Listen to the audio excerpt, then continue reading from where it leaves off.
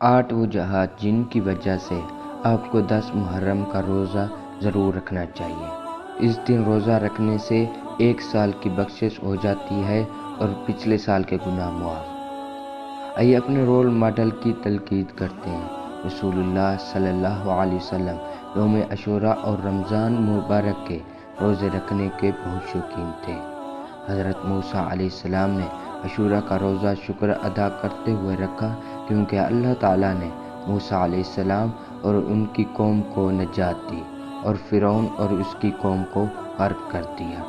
جو شخص اللہ کی رضا کے لیے 1 دن کا روزہ رکھتا ہے، اللہ تعالیٰ اس کے چہرے کو آگ سے 70 سال کی مسافت کے برابر دور کر دیتا ہے۔